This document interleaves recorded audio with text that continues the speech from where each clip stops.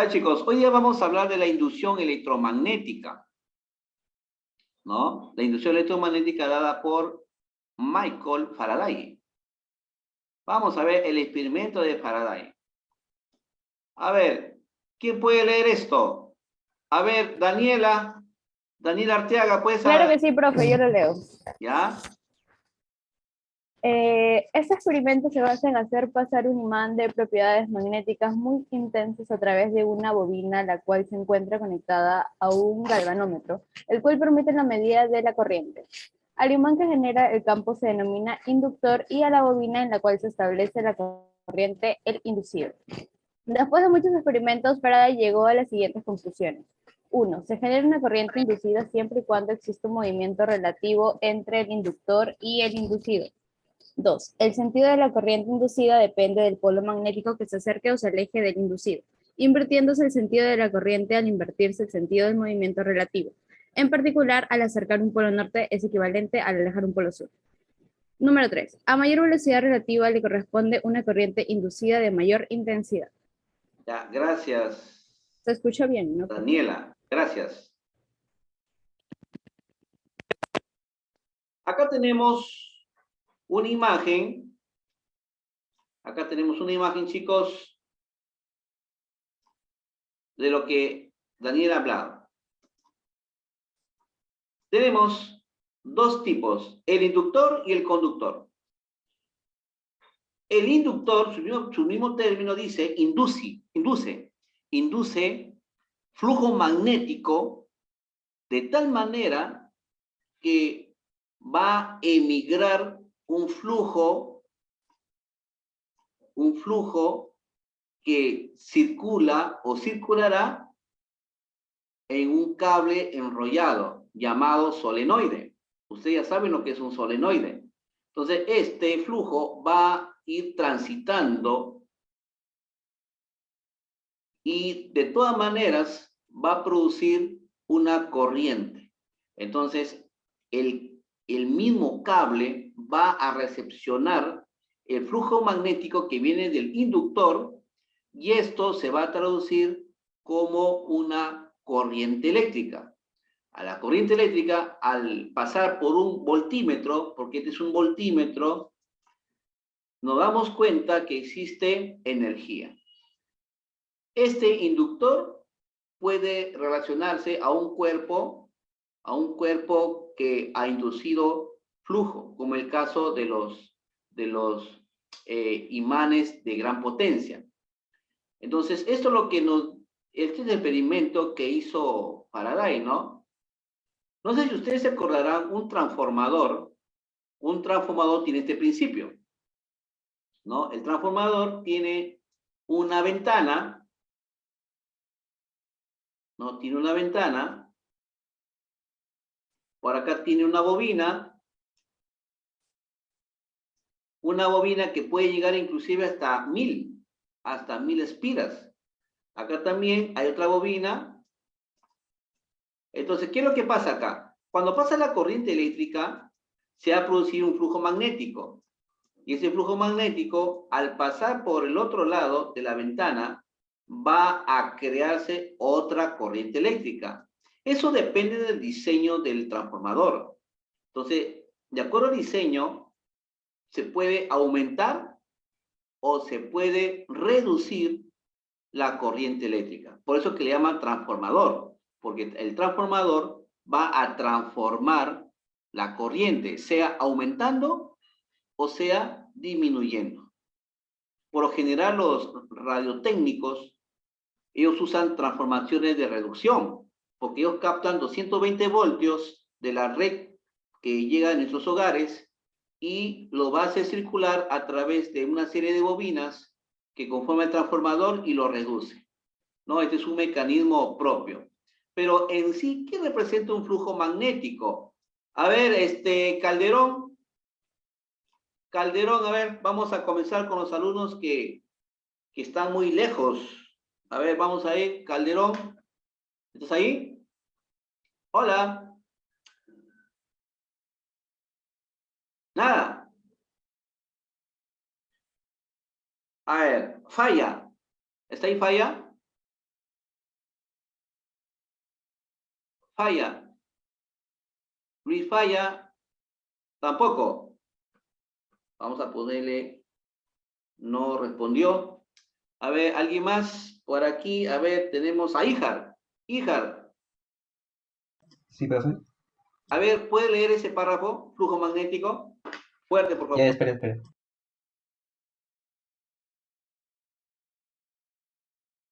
¿Cuál párrafo? ¿Cuál? No veo. Magnético. Ah, ya.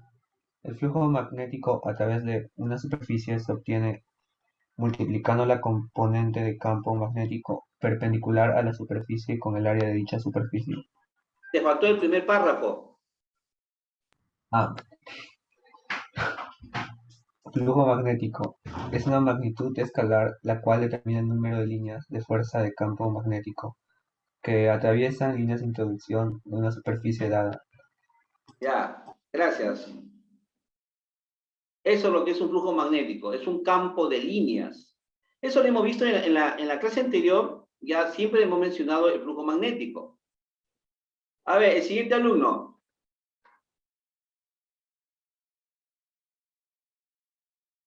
A ver, alumna, a ver, que sea la alumna María Fernanda. María Fernanda, Sí, profesor. ¿puede leer donde dice observación? Sí. Observación 1. La normal se traza a una sola de las caras de la superficie. 2. El flujo magnético puede ser positivo o negativo, dependiendo del ángulo formado entre la normal y la dirección del campo magnético. 3. Debido a que las líneas de fuerza de campo magnético son líneas cerradas, se tiene que el flujo magnético a través de cualquier superficie cerrada es igual a 0. Claro, en realidad es un circuito magnético. Ustedes han visto circuitos eléctricos, ¿no? La corriente pasa a través de una malla, crea un voltaje, y esto a la vez se distribuye a los diferentes tipos de resistencias. Vamos a hablar así, pero de una manera magnética, que es el circuito magnético. El circuito magnético sería el flujo magnético similar a la corriente, el flujo magnético, ¿ya? Si nosotros hablamos de resistencia, ¿no? Lo que estamos refiriéndonos, si hablamos del flujo, del campo magnético, del inductor. Los inductores son empleados estos términos en el campo magnético. Y ustedes están viendo en la figura, de una manera coplanar, el campo magnético. Se representa por la letra B. La letra B se da en Webers. Webers o Tesla. Nosotros hemos trabajado con Tesla. Acá está, ¿no? Tesla. El flujo magnético se da en líneas. Se da en líneas. O también se da en Webers.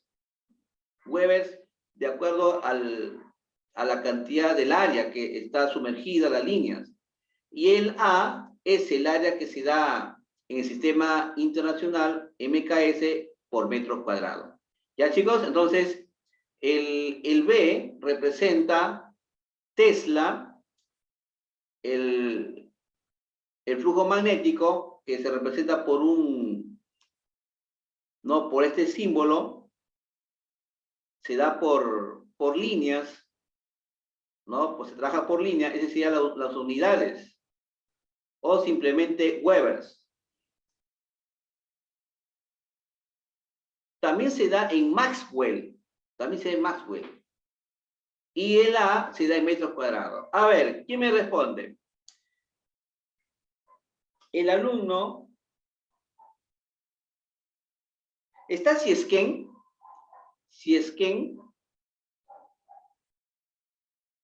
A ver, Siesken. Adriana, ¿no? Adriana Siesken. Nada. Vamos a poner su nota, no está respondiendo. Bueno, no está, no sé si estará ahí o no está. El siguiente alumno, Mantilla, Mantilla, ¿está ahí? Mantilla, Mantilla, tampoco. Mantilla. Ahí está su nota. Ibáñez, Jorge Ibáñez. Jorge Ibáñez. Nada. Camila Molina. Camila Molina. Tampoco.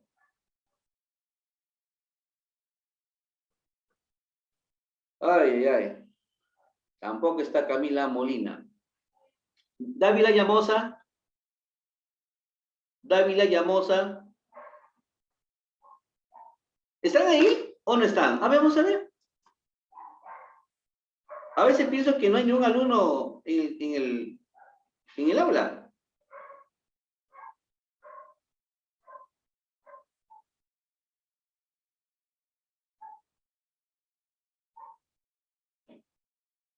¿28 alumnos? ¿Y los demás dónde están?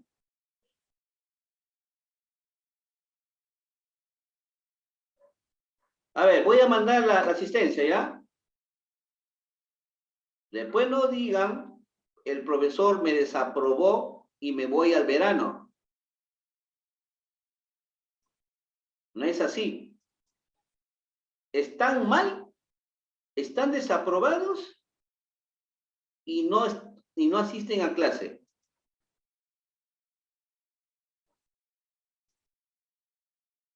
A ver, por favor, chicos, los que están presentes, pongan su asistencia que voy a mandar esto a la señora Merly, la asistencia de ustedes. Y los que no están es porque no han logrado estar en clase. Luego se dedican a copiar, entran a Google y creen que así facilito nos engañan. Estoy llamando a los que no participan y ni aún así contestan. A ver, el siguiente. A ver, de los acá presentes.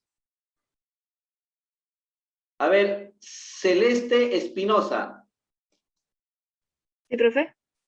Ya. ¿Me puedes decir cuál es la unidad de esta letra de B? ¿Su unidad cuál es?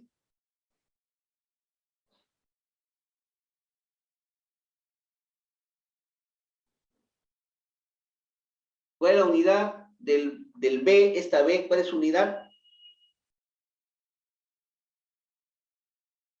La unidad. Sí, ¿cuál es su unidad? Mm, Lo demás, por favor, silencio, porque estoy tomando una evaluación.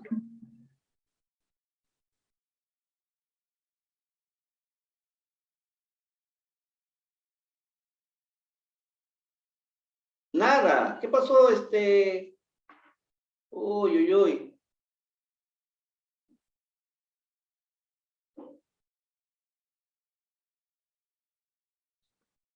A ver, Cáceres. ¿Está ahí Cáceres? Hola.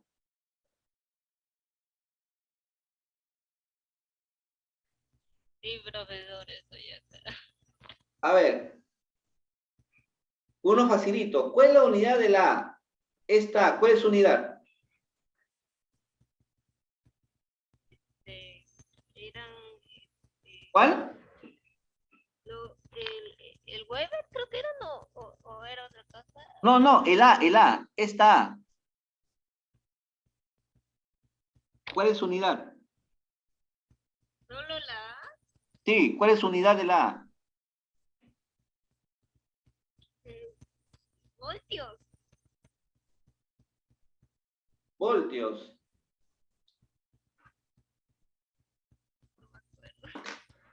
Deme un ejercicio mejor, eso sí lo hago. A ver, otro más. A ver, Walter Walter, ¿estás ahí?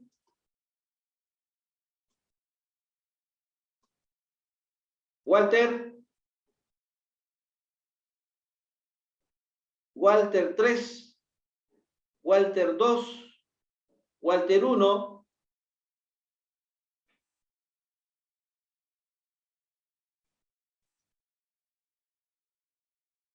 Nada, no está ahí. Bueno, lo siento. Siguiente. A ver, uno que están acá presentes. A ver, Janiel Meoño. Hola. Sí, dígame, profe. Ya. A ver, Janiel. ¿Cuál es la unidad de esta B? ¿Cuál es su unidad?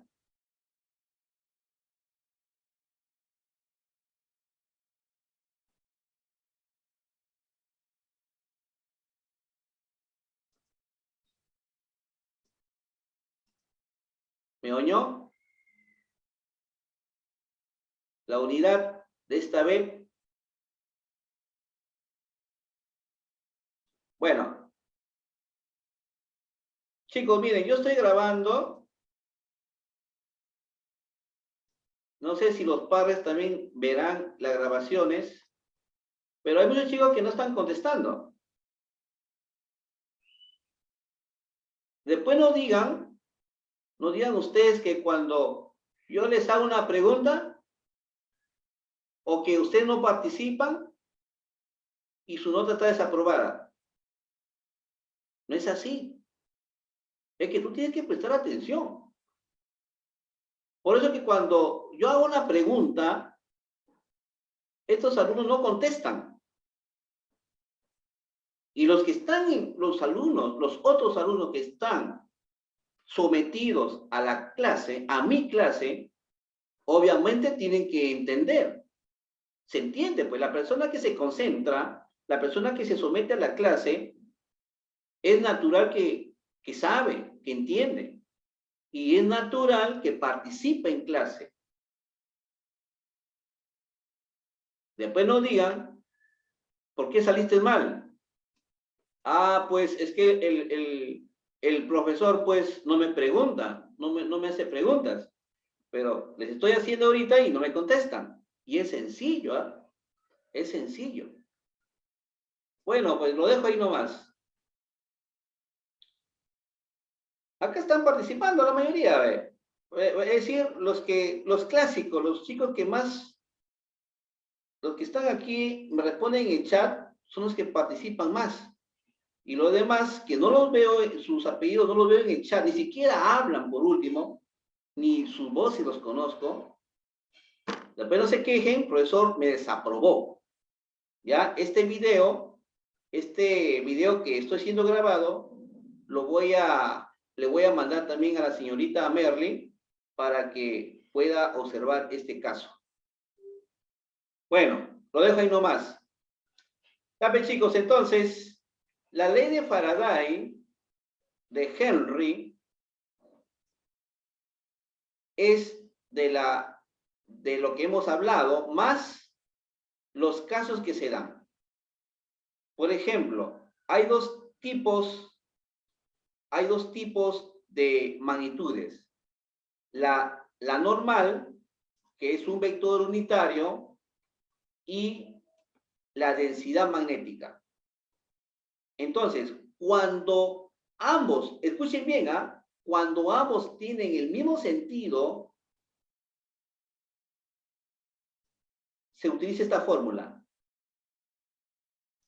El flujo magnético es igual a la densidad por el área. Y el flujo es cero cuando ambos forman un ángulo de 90 grados.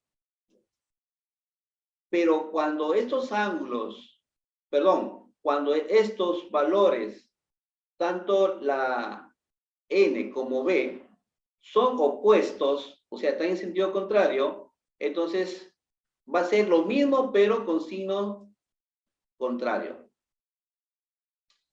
Luego tenemos la fuerza electromotriz. Esta fuerza electromotriz se calcula por el incremento del flujo magnético y el incremento del tiempo. Acá tenemos un circuito magnético por N. N es la cantidad de espiras, por si acaso, ¿ya? N representa la cantidad de espiras. ¿Qué cosa es una espira? ¿Qué cosa es una espira? Una espira es, por ejemplo, ¿no? Ustedes cuando han tenido su trompo, ¿no? ¿Se acuerdan? Cuando han tenido su trompo, ustedes le han dado varias vueltas, ¿no? ¿Cómo se llama ese hilo? Bueno, le A da la cuerda. vuelta. ¿Cómo? A la cuerda. Ajá, la cuerda, ¿no? O sea, una vuelta es una espira. 2 vueltas, 2 espiras. Y si hay 1000 vueltas, significa que hay 1000 espiras. Y N, ¿qué representa? La cantidad de espiras. Por ejemplo, si esta masa tiene 40 espiras, significa que N vale 40 como valor, 40 espiras. Y cada uno en los extremos está conectado mediante una fuerza electromotriz, que lo vamos a ver más adelante. ¿Ya? Luego tenemos la ley de Lenz. La ley de Lenz, a ver, por aquí. A ver, Benítez, levántate la mano. Sí, profesor. Quiero- Leo. Sí, Hola. a ver. Sí. Ley de Lenz. Determinemos ahora la dirección de la corriente inducida. El físico ruso Heinrich Friedrich Emil Lenz, generalizando en 1833 los resultados de los experimentos, expuso la regla siguiente. La corriente que se crea en un contorno cerrado tiene un sentido tal que esta corriente crea a través de la superficie limitada por el contorno un propio flujo de inducción magnética que se opone a la variación del flujo de inducción magnética que la origina. Gracias. Y acá tenemos varios casos. El primer caso, cuando hay un aumento de flujo. Miren, cuando se trata de un elemento cerrado. Cuando es un elemento cerrado, la corriente circula, pero en forma lineal y convexa están las líneas, ¿no?, que se interponen, tanto para el inducido como para el inductor. Ustedes pueden saber de que la corriente eléctrica le llaman corriente alterna. Y la corriente alterna porque va uno hacia arriba y luego hacia abajo. Uno hacia arriba y otro hacia abajo. O sea, va alternándose. Uno con otro se va alternando. Por eso que las líneas, usted se está dando cuenta que la primera línea va hacia arriba y luego va hacia abajo. Uno va hacia arriba, otro va hacia abajo. Pero lo que va hacia arriba se refiere al campo inductor. Y el otro opuesto se refiere al inducido. El inductor es el que crea el flujo magnético y el inducido es el que recibe y lo habilita para que también forme parte del campo magnético. Ya, muy bien. ¿Cómo te pides? ¿Quién fue? Benítez. Benítez, ¿no? Vamos a apuntar a Benítez. Reducción del flujo. Reducción del flujo. Bueno, este caso, miren en la parte de abajo, están observando, tenemos un imán que tiene un movimiento de acuerdo al dispositivo que se tiene, ¿no? Puede ser dirección norte o puede ser dirección sur. Eso depende de las circunstancias. En los problemas, ahí tenemos que verificar mucho de eso, ¿ya? Y cuando estamos nosotros reduciendo un flujo magnético, tenemos que contrarrestar. Pero eso lo vamos a ver en los ejercicios, ¿ya, chicos? Para que se pueda notar esto. Esto lo vamos a ver en los ejercicios. Por ejemplo, acá en la siguiente figura tenemos estas X. ¿Qué representan las X? A ver, un ratito, no digan nada. No digan nada. A ver, Pedro Quesada, hola. Pedro Quesada, ¿me escuchas? Sí, profe. A ver, había X y había un puntito. ¿Qué representaba la X? ¿Te acuerdas?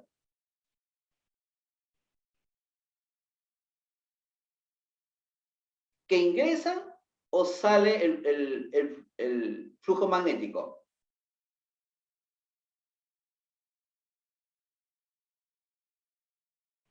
Ingresa. Ingresa, muy bien. Muy bien. Está bien. Ingresa. Corriente alterna. A ver, algo rápido, chicos, porque se nos va ya el tiempo. La corriente alterna ya les expliqué, ¿no? Anteriormente yo les había dicho que hay que saber funciones. ¿Alguien me puede decir qué tipo de función es esta?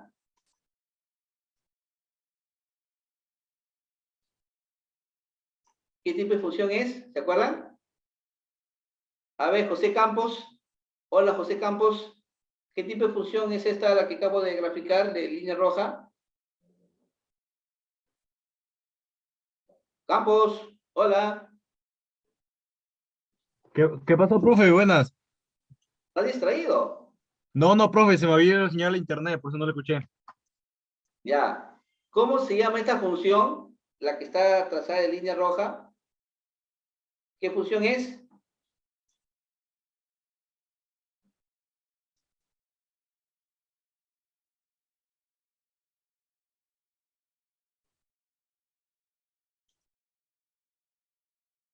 Uy, uy, uy.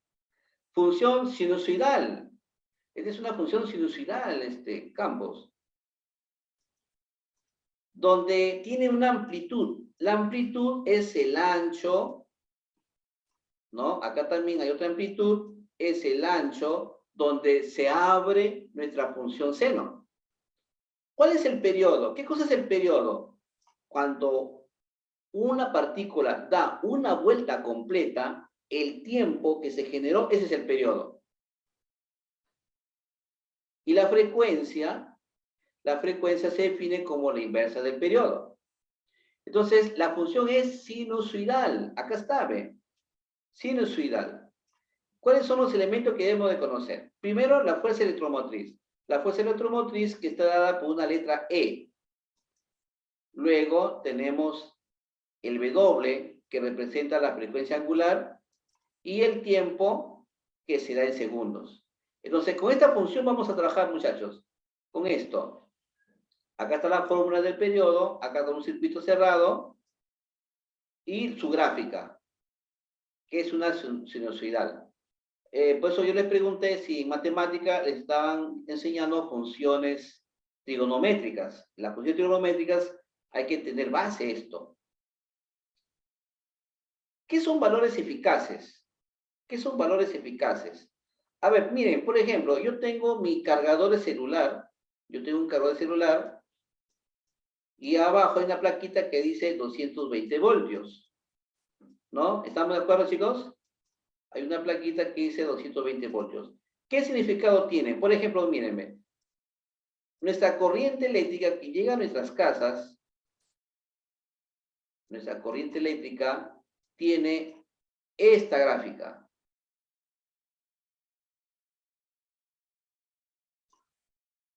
Hay un término que se llama frecuencia, que se da en hertz, pero eso se traduce a ciclos. Miren, la corriente que llega a nuestras casas es 220 voltios. ¿A dónde llega esa cantidad? Esa cantidad va a llegar acá, en este punto. 220 acá, y por acá, menos 220.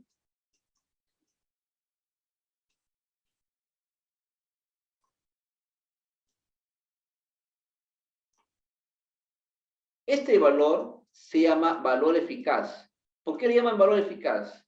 Le llaman valor eficaz porque es el valor promedio de de todo el voltaje que genera nuestra corriente eléctrica. Porque el valor máximo es en la parte superior. El valor máximo es, a la parte de arriba, es 311. 311 voltios. Esa es la parte superior. Y abajo es menos 311 voltios. O sea, ¿qué quiere decir? Que en una micra de segundos, nuestra corriente llega a 311 voltios. Y luego baja y llega al punto cero. Cuando llega al punto cero se apagó y luego regresa en el sentido negativo. Y nuevamente retorna a 220, llegando a 311 voltios, que es la parte negativa. Luego retorna, porque ni dura ni siquiera un segundo completo. Llega a la milésima parte de un segundo. Y luego retorna a 220. O sea, ¿qué quiere decir? Que de toda la corriente que nosotros recibimos en el voltaje, el promedio va a ser siempre 220 voltios. Y la máxima amplitud que se puede dar puede llegar a 311, que nunca llega. Y si llega por una milésima de segundo, llegará, que ni siquiera los cables eléctricos logran detectar. Entonces, eso es lo que le concierne a la corriente alterna. El transformador. ¿Qué cosa es el transformador? Ya les expliqué. Consiste en reducir o aumentar el voltaje. Acá tenemos la relación de voltaje, que también lo vamos a ver en los problemas. ¿Ya, chicos? Y acá tenemos una relación de fórmulas. Y nos quedamos con la otra clase a emplear con los ejercicios. ¿Ya, chicos? Ya, acá veo que están haciendo los ejercicios. Es fácil. ¿Ya? Voy a ver si grabo un videíto para ponerlo en la plataforma y ustedes puedan hacer sus ejercicios. ¿Ya, chicos? Entonces creo que hasta aquí nomás quedamos.